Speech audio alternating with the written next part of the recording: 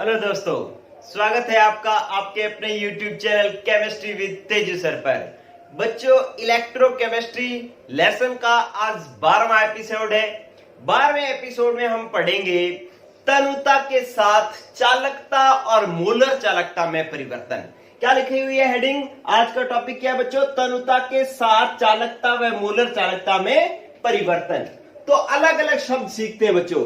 पहला मतलब है तनुता। तनुता शब्द का क्या मतलब है?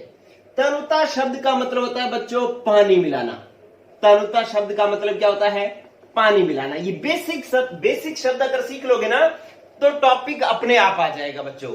तनुता का मतलब होता है पानी मिलाना। अगर पानी मिलाओगे तो विलयन कैसा हो जाएगा? पतला हो जाएगा। विलयन को क्या करना? पतला करना। पतला करने का मतलब क्या हो जाता है बच्चों? सांद्रता कम हो जाती है। सांद्रता गाढ़ापन होता है और जैसे पानी मिला दोगे तो पतला हो जाएगा। पतला हो जाएगा तो मतलब क्या हो जाएगा? सांद्रता कम हो जाएगी। ठीक है, तो पानी मिलाना तनुता का मतलब होता है पानी मिलाना। पानी मिलाना का मतलब होता है विलयन को पतला करना और पतला करने का मतलब होता है सांद्रता कम करना। ठीक है बच्चों, ये बात आपको पता होनी चाहिए कि तनुता शब्द का क्या अर्थ है। ठीक है, तो अगर मान लो किसी विलयन के अंदर मैं पानी मिला दूं तो मैं उस विलयन को क्या कर रहा हूं? तनु कर रहा हूं। मैं उसकी तनुता बढ़ा रहा हूं, मैं उसकी सांद्रता कम कर रहा हूं। यह शब्द आपको पता होना चाहिए। क्लियर बच्चों? तो तनुता शब्द का अर्थ आप नोट कर लेंगे। चलो, अब दूसरा ये कह रहा है कि तनुता के साथ चालकता में क्या परिवर्तन आता है। पहले मैं लिखता हूं चालकता। ये लो बच्चों, मैंने लिखी चालकता। चालकता क्या होती थी? कापा होती थी। यूं इस तरीके से कापा होती थी। इसका तनुता के साथ क्या परिवर्तन होता है? पहले आप याद करो, आप कहते थे कि एक घन सेंटीमीटर विलयन की जो चालकता होता था उसको हम चालकता कहते थे। एक घन सेंटीमीटर विलयन के चालकता को मैंने एक घन सेंटीमीटर विलयन बना लिया। यूं ये लो, ये मैंने एक घन सेंटीमीटर विलयन बना लिया। इसके चालकता को ही हम क्या कहते थे? चालकता कहते थे। ये चालकता की परिभाषा थी। और ये किस पर निर्भर करता था? इस एक घन सेंटीमीटर विलयन में उपस्थित आयनों की संख्या पर निर्भर करती है। ठीक है, चालकता एक घन सेंटीमीटर विलयन में उपस्थित आयनों की संख्या पर निर्भर करती है। आप देखो कि मैंने ये मान लिया कि इसके अंदर आयन जो थे वो यूं पड़े थे, plus minus plus minus plus, यूं 6 आयन मान लो पड़े थे। ये तो अभी इसकी जो चालकता है वो कितने आयनों की वजह से है बच्चों? 6 आयनों की वजह से है। ठीक है, अब मैं इसका तनुता के साथ परिवर्तन देख रहा हूं। तनुता का मतलब पानी मिलाना। तो मैं इसके अंदर क्या मिलाता हूं बच्चों? पानी मिलाता हूं। तो पानी मिलाने पर क्या होगा कि पानी मिलाने पर, ठीक है, पानी मिलाने पर इसका आयतन बढ़ जाएगा। आयतन क्या हो जाएगा? बढ़ जाएगा। ठीक है, आयतन इस तरीके से बढ़ जाएगा। लेकिन मुझे तो क्या देखनी थी? चालकता देखनी थी। तो चालकता तो एक घन सेंटीमीटर की होती है, तो मैंने इसमें से एक घन सेंटीमीटर को अलग कर लिया। ये देखो, एक घन सेंटीमीटर जो इतना था ना वो तो ये पड़ा एक घन सेंटीमीटर। बाकी ये जो आयतन और हमने पानी मिला दिया तो इतना और इतना आयतन बढ़ गया। लेकिन ऐसा करने से क्या हुआ कि जो ये 6 आयन थे ना उनमें से ये प्लस माइनस ये 4 तो बच गए और यहां पर प्लस और माइनस 2 आयन जो है इससे बाहर चले गए। एक घन सेंटीमीटर विलयन से क्या चले गए? बाहर चले गए, क्योंकि पूरा आयतन क्या हो गया है बच्चों? बढ़ गया है। ठीक है, तो अब अपने पास एक घन सेंटीमीटर में आयतन में, एक घन सेंटीमीटर आयतन में आयन कितने बच गए बच्चों? 4।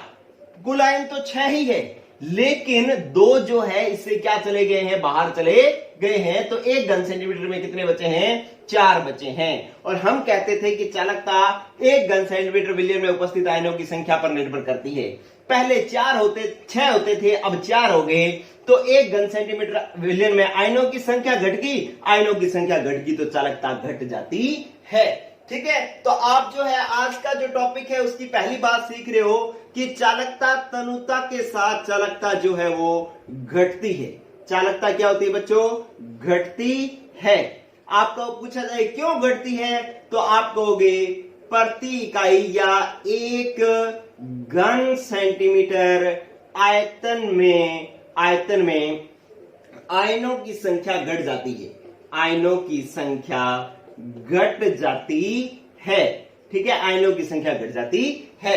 इसलिए जो है अपने क्या कहेंगे कि चालकता तनुता के साथ घटती है, क्योंकि 1 घन सेंटीमीटर आयतन में आयनों की संख्या घट जाती है। आयनों की संख्या घटी कैसे?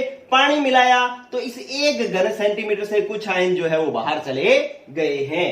क्लियर बच्चों? तो ये तो आपकी बात होगी 12th की। लेकिन आपको स्टार डाल करके एक बात और समझा रहा हूं जो नीट जेई के लेवल की है। आपको यूं ज्यादा जो है वो परेशान होने की आवश्यकता नहीं है। देखो क्या है कि जितने तनुता बढ़ाते हैं ना, आपको पता लग गया कि भैया पानी मिलाओगे तो चालकता घटेगी, बस बात सीधी। ठीक है, क्यों? क्योंकि 1 घन सेंटीमीटर में आयनों की संख्या घट जाएगी। लेकिन आप देखो कि जितना तनुता बढ़ाओगे ना उतनी चालकता नहीं घटेगी। जितनी तनुता के अनुपात में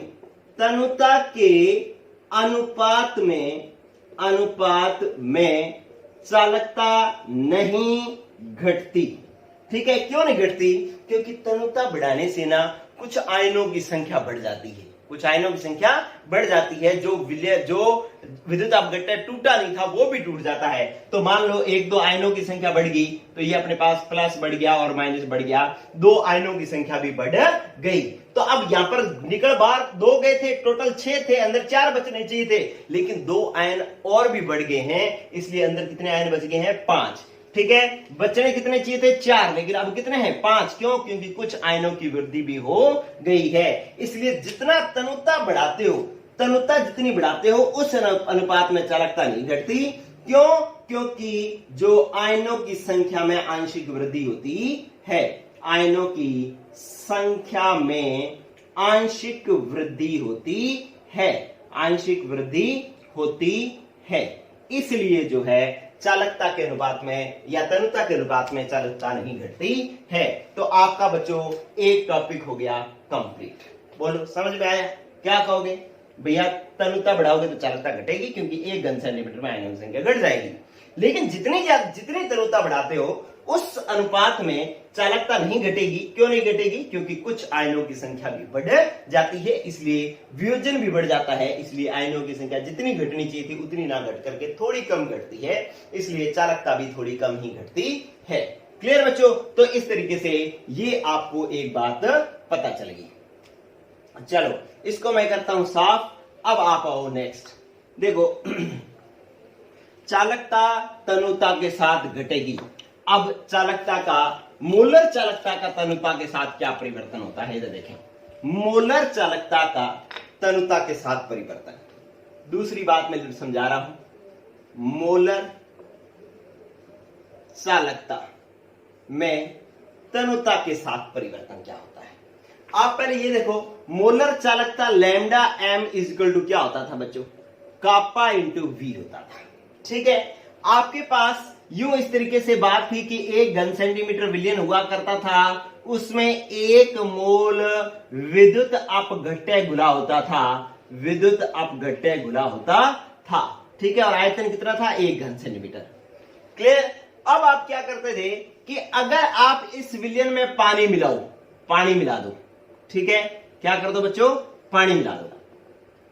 पानी मिलाओगे तो आप देख रहे हो कि मोलर चालकता एक तो चालकता पर निर्भर करती है, एक आयतन पर निर्भर करती है। चालकता तो आपको पता है घट जाती है। चालकता तो क्या है? घटती है। क्यों घटती है? क्योंकि 1 घन सेंटीमीटर विलयन में आयनों की संख्या घट जाती है, इसलिए चालकता तो घटती है। लेकिन आयतन बढ़ता है, आयतन बढ़ता है। आप देखो भाई, आयतन तो बढ़ ही रहा है। कैसे बढ़ रहा है? पानी मिलाते जा रहे हो तो ये तो ज्यादा ज्यादा होता जा रहा है। जैसे जैसे पानी मिलाओगे वो तो बढ़ता जाएगा, तो आयतन तो क्या हो रहा है? बढ़ रहा है।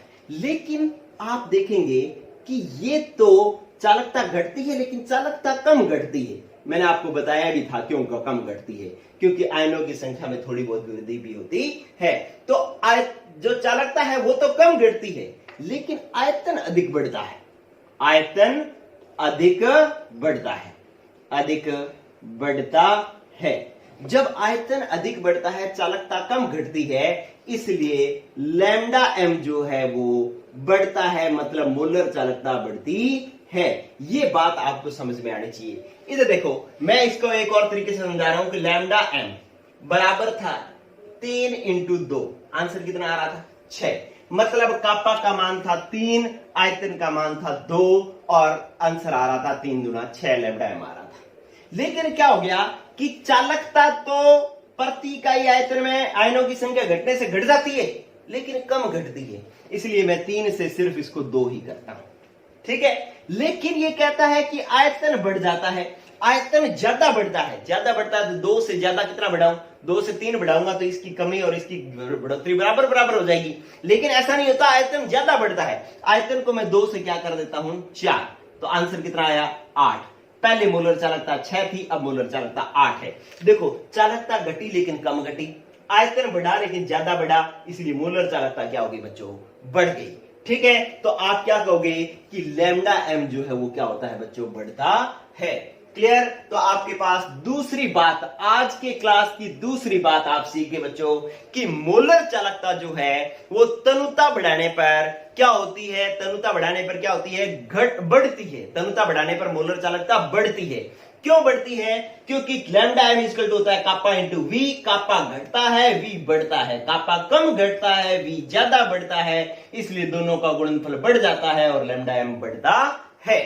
ठीक है बच्चों, ये आपने आज की दूसरी बात सीखी। क्लास ये जो बातें बोल रहा हूं ना, ये बहुत ही इंपॉर्टेंट, बहुत ही जबरदस्त बातें हैं। आपके पास एक 12th का बहुत इंपॉर्टेंट क्वेश्चन भी रहता है, ये कि आपको प्रश्न पूछा जाता है कि तनुता बढ़ाने पर चालकता तो घटती है लेकिन मोलर चालकता बढ़ती है, क्यों?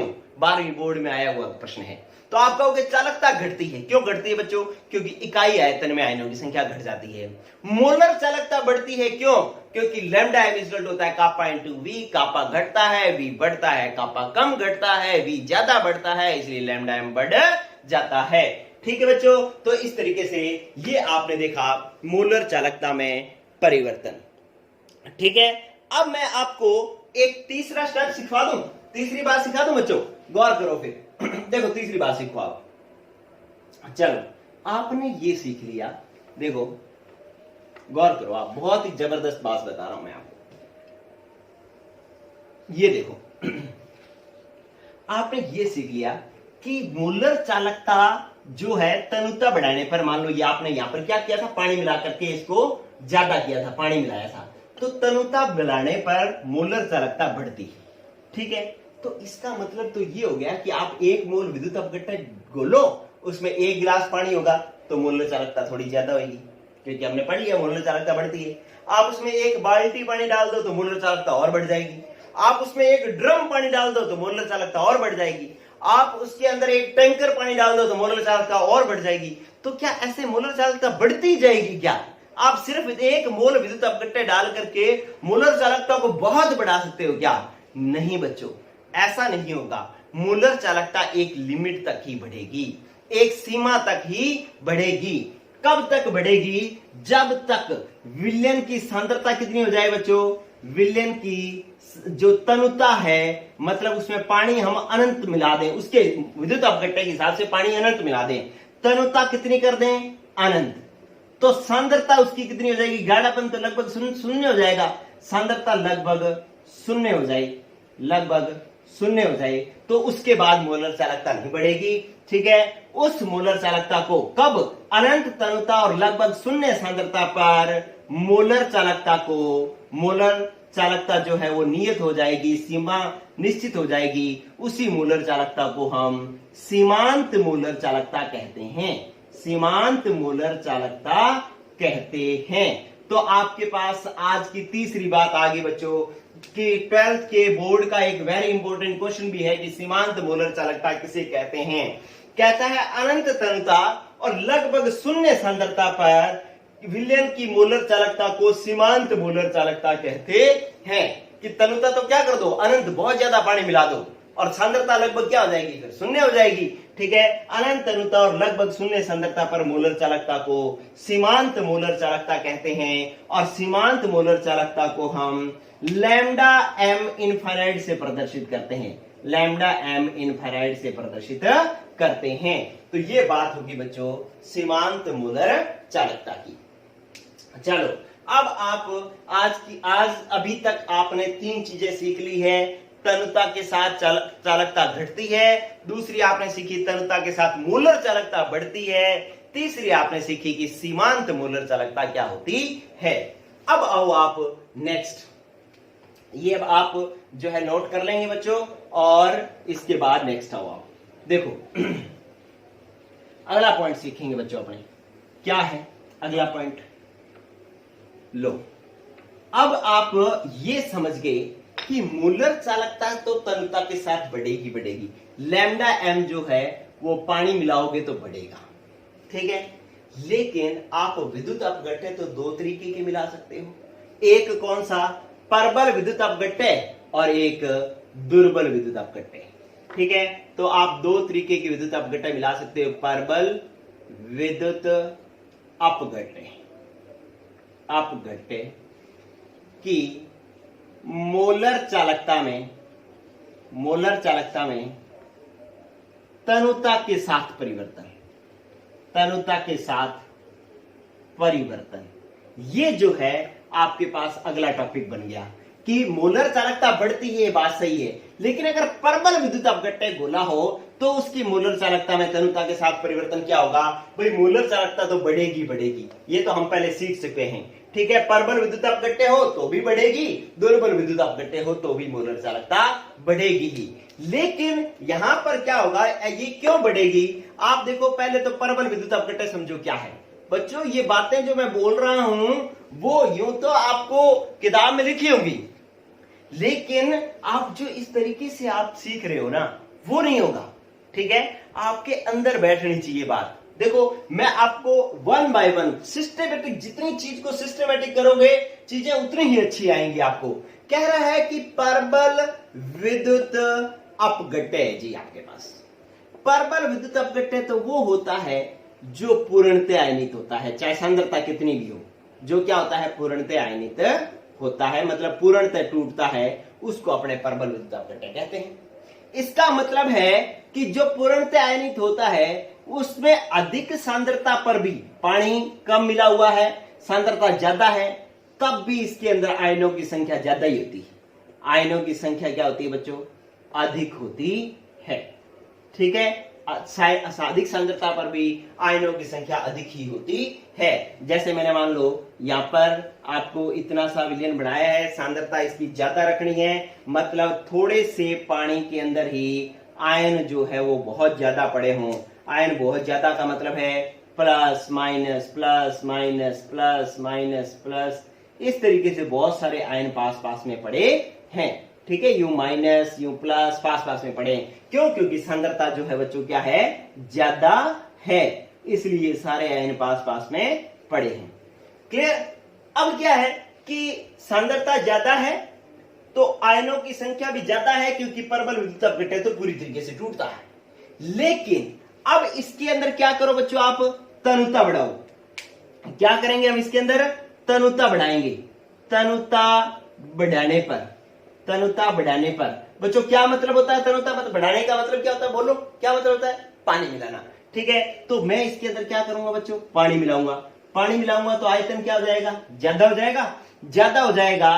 तो अब आयनों की संख्या तो उतनी ही है, ठीक है। आयनों की संख्या तो उतनी है क्योंकि प्रबल विद्युत अपघट्य तो पहले से ही टूटा होता है, ठीक है। तो लेकिन अब आयनों की संख्या में आयन जो है आपस में क्या हो गए बच्चों? थोड़ा दूर हो गए हैं। आयन जो है वो परस्पर थोड़ा दूर हो गए हैं। अब दूर हो जाने से क्या होगा कि प्लस गति करेगा तो माइनस उसको नहीं रोकेगा, माइनस गति करेगा, ये माइनस गति करेगा तो प्लस उसको नहीं रोकेगा, क्योंकि इनमें दूरी बढ़ गई है पानी मिलाने से, ठीक है। आपने इसके अंदर तनुता बढ़ाई, मतलब इसके अंदर पानी मिलाया, तो इसके आयनों के बीच की दूरी बढ़ गई है, तो इसलिए एक दूसरे के प्रवाह में बाधा उत्पन्न नहीं करेंगे।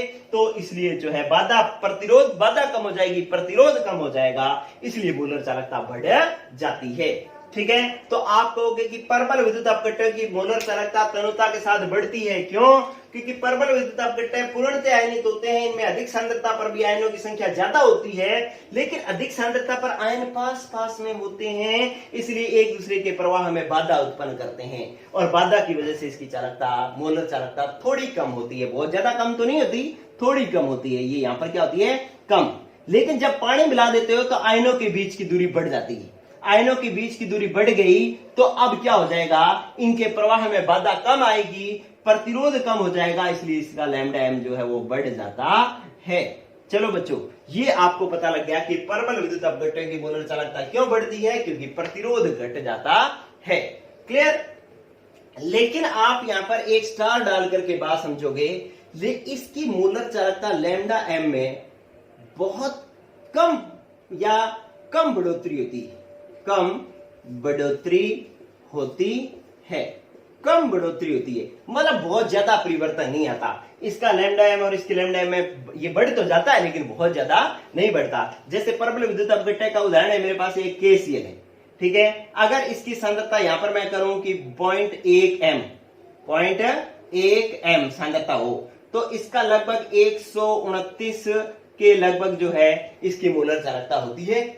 लेकिन इसकी सांद्रता मैं कम कर दूं, पानी मिलाने से इसकी सांद्रता क्या हो जाएगी? कम। ये यहां पर सांद्रता थी 0.1, यहां पर मैंने कर दी 0.001 m कर दी। अब मैंने सांद्रता घटा दी तो इसकी मोलर चालकता बढ़ जाएगी और ये हो जाएगी 146.9 हो जाएगी। ठीक है, तो इसका मतलब है कि 129 से 146 लगभग जो है वो 16-17 जो है वो पॉइंट बढ़ जाती है।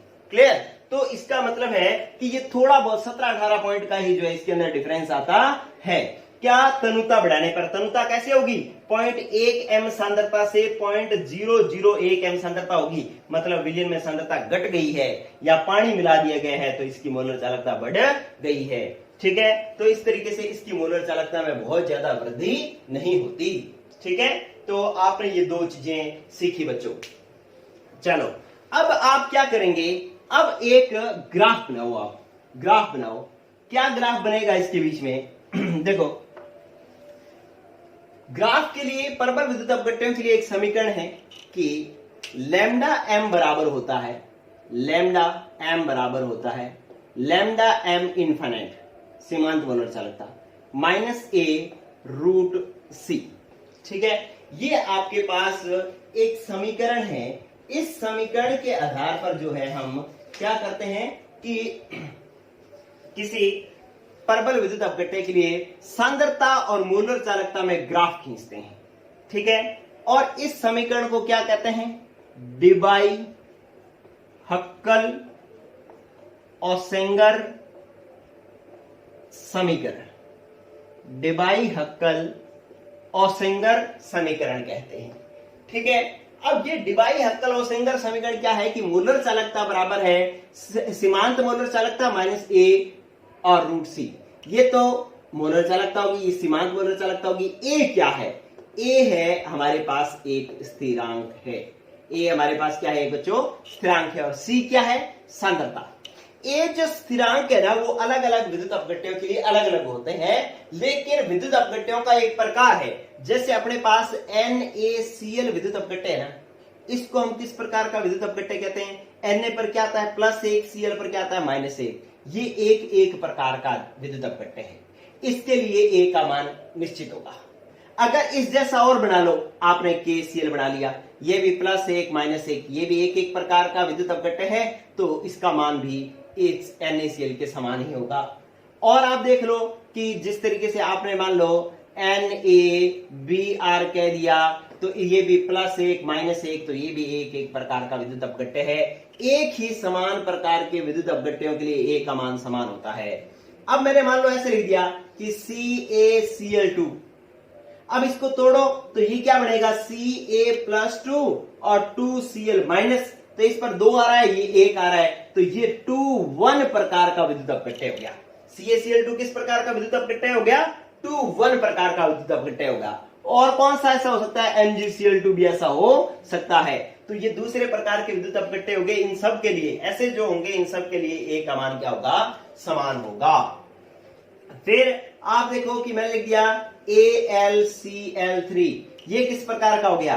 Al प्लस 3 होता है, प्लस 3 तो ये 3 और Cl पर -1 होता है तो 1, तो ये AlCl3 3-1 प्रकार का विद्युत अपघट्य है। इसके लिए A का मान इन सबसे अलग होगा।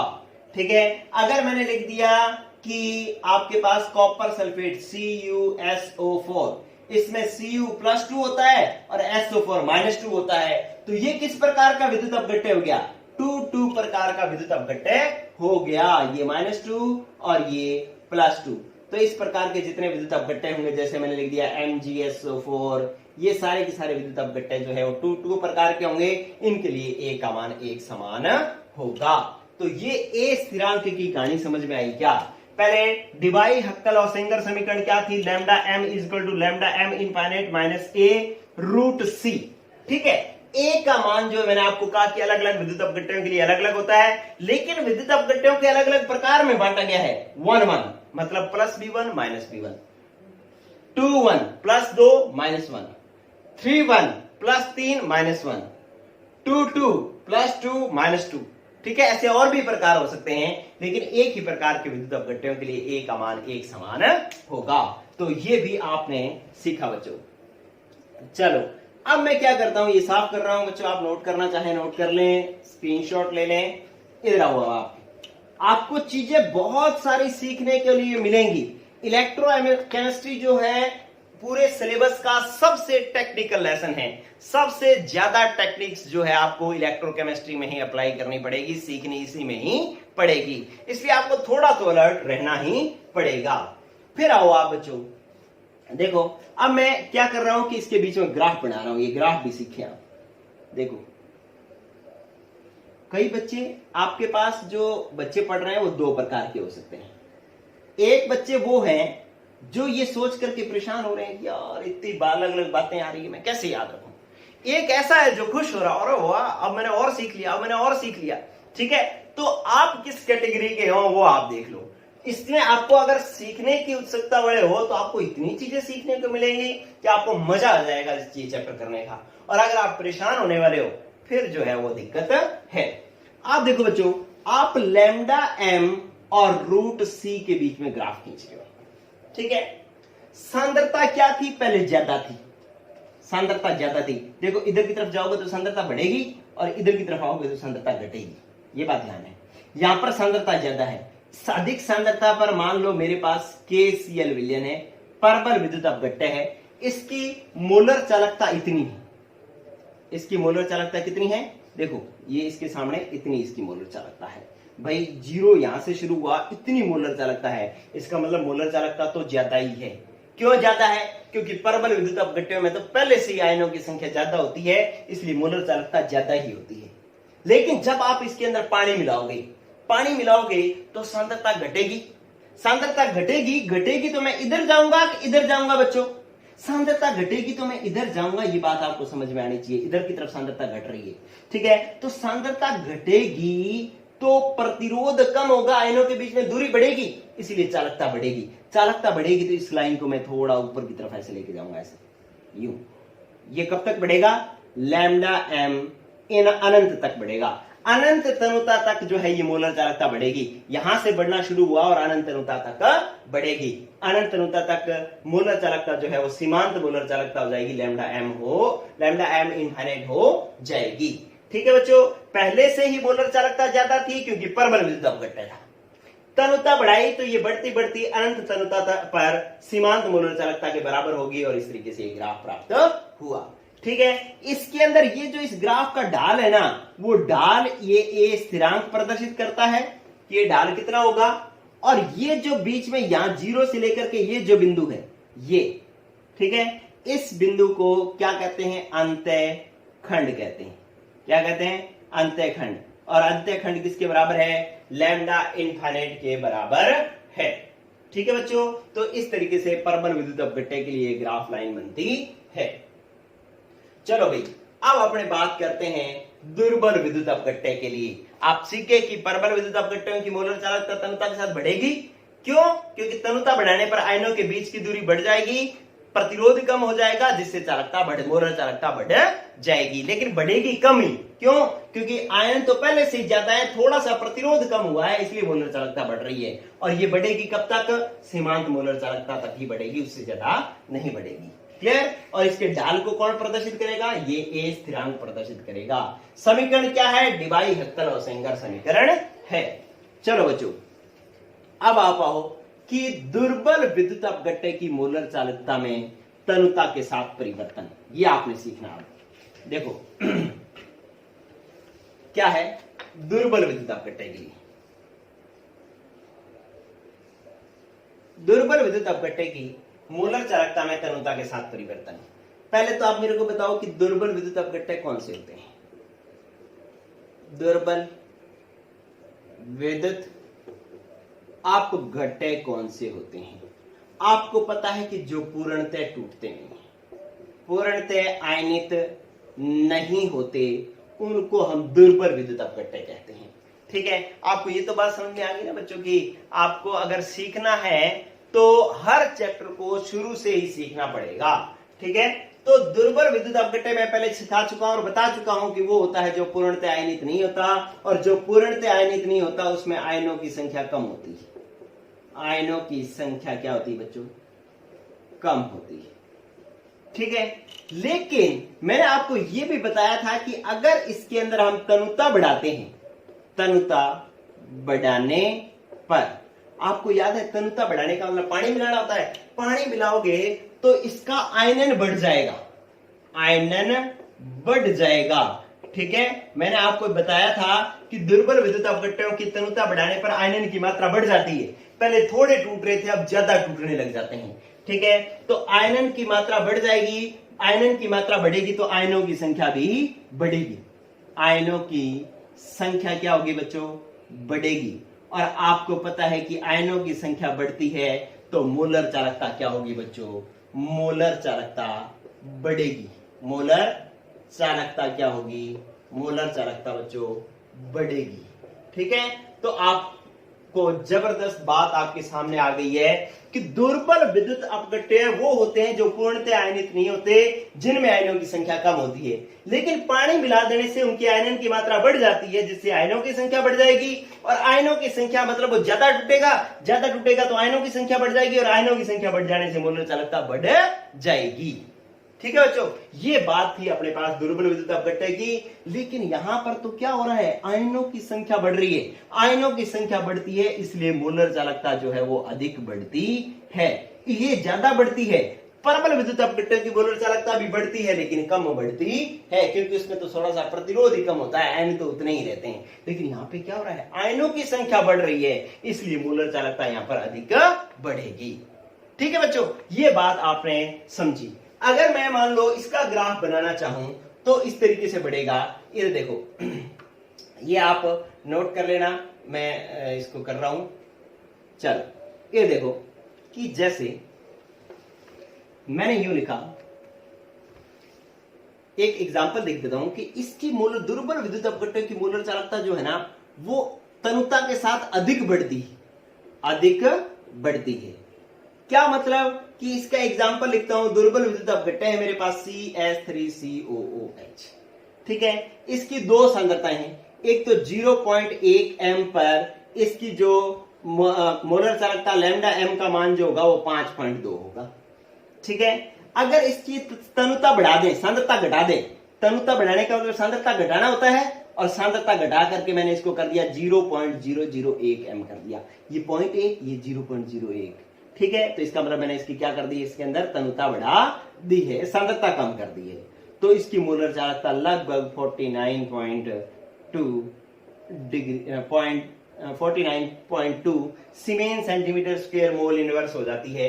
ठीक है, तो लगभग ये कितनी बजे बढ़ गई? यहां से यहां तक 45 पॉइंट जो है वो बढ़ गई। ठीक है, और जब आप वो पढ़ते थे 44 बढ़ गई, मान लो 44 पॉइंट ये बढ़ गई।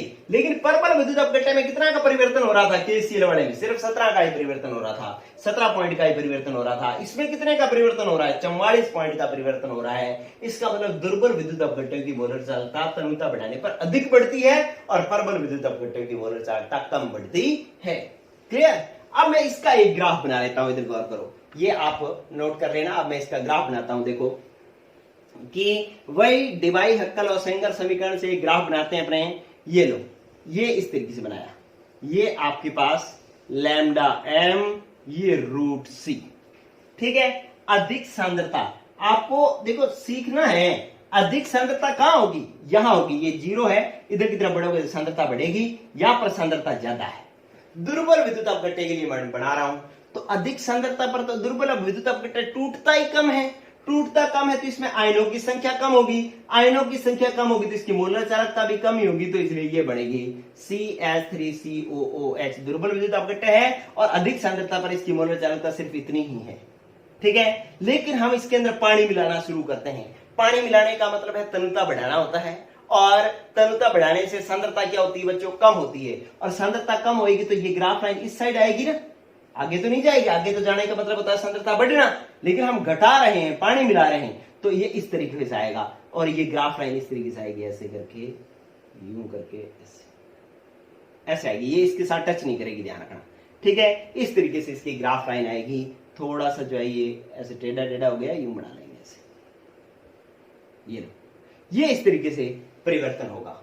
आप देखो, अगर इसकी मोलर चालकता यहां से शुरू हुई और यहां तक बढ़ गई, 45 पॉइंट 44 पॉइंट का अंतर आया, लेकिन जो प्रबल विद्युत अपघट्य था ना, प्रबल विद्युत अपघट्य पहले ही ज्यादा था, इतना था, और ये यहां से सिर्फ इतना हुआ है, ठीक है।